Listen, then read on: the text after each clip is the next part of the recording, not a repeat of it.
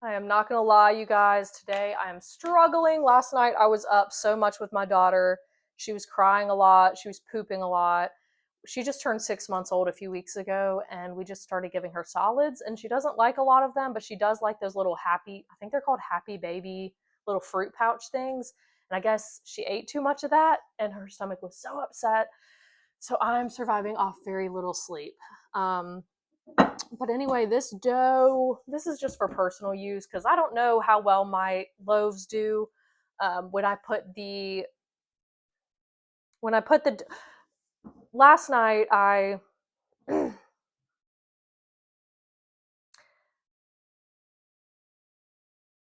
started my dough last night around 7 and then did my stretch and folds and just put it in the fridge instead of letting it bulk ferment on the counter overnight because I knew that would overproof it. Put it in the fridge all night, and in the morning I then put it back on the counter from about 9 till whatever time it is right now, like 1:30. So I don't know how it's going to do. This is kind of a test loaf. Again, this is just for personal use. I'm not selling it since I'm doing it a little differently. So, ooh, it's coming out pretty nicely. It looks pretty well proofed, I think. That came out pretty good. The one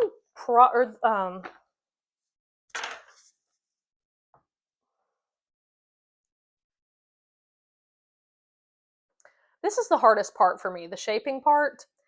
I I always, I mean, I do it, I think I do it right anyway, but I think I need a better way to do it. Most people do it the rectangular way, which is what I'm going to do right now.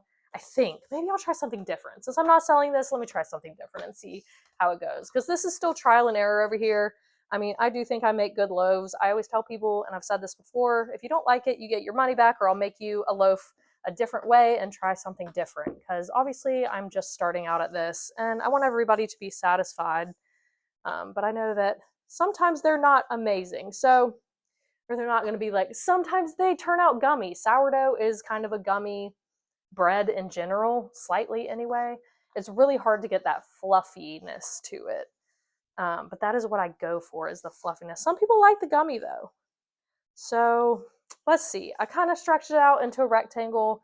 Stretch it out as, I guess you can't really see that. Can I tilt this down? Okay, I need to figure out my little thing over here because I can't really tilt it down, but you can kind of see it. I think I'm just gonna try something different and wrap everything into the center instead of doing kind of the triangle or the rectangle folds. So I have no idea how this is gonna go, but kind of make that a ball shape. Dough feels nice. It's a little sticky, but I mean, dough's supposed to be sticky. Nothing wrong with sticky. Put a little rice flour.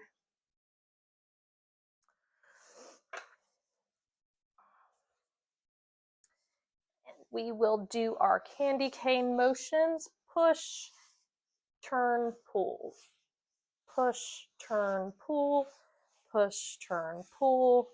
And we just want to do that until it's a nice ball shape.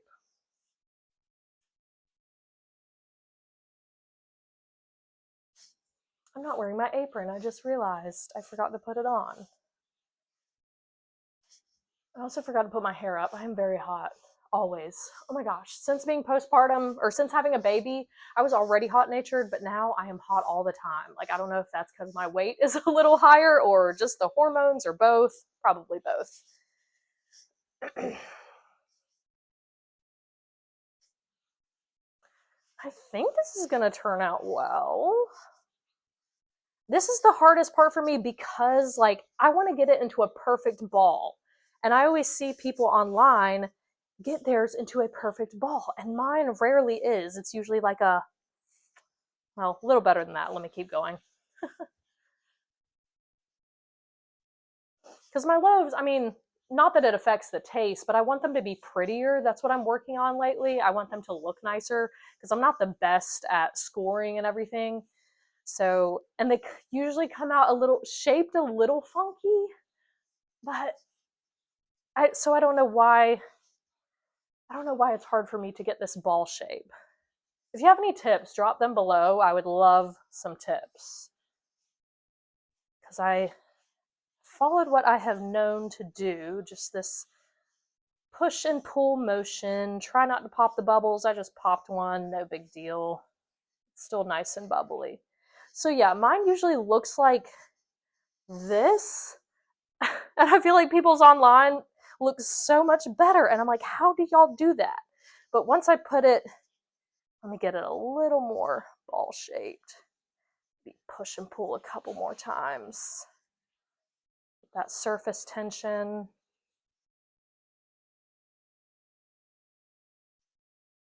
Yeah, I think this is what I need help on the most. Definitely, if you have tips for the shaping phase, throw them at me.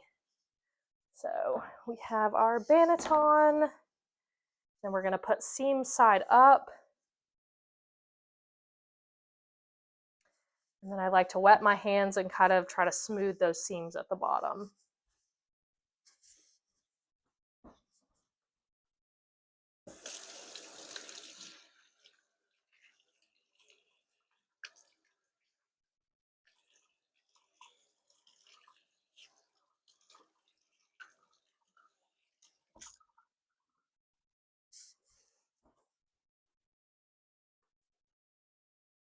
Again, could use tips on this part too, because I see people that know how to like stitch their dough together, and I try to do that, but it seems like if I stitch one part, then one part opens.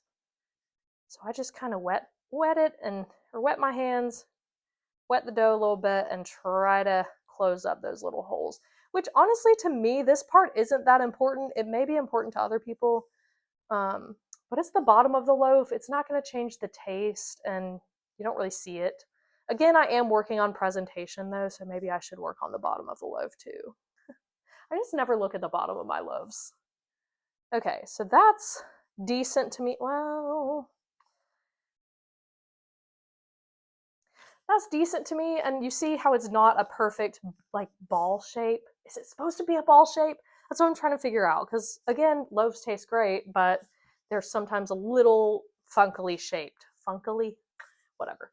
Um, so I'm just going to cover this and put this in the fridge anywhere between 12 and 36 hours to get that sour taste in it. I like this. I think I like a little bit of the sour taste. I think I like just putting it in overnight, like 12 to 18 hours.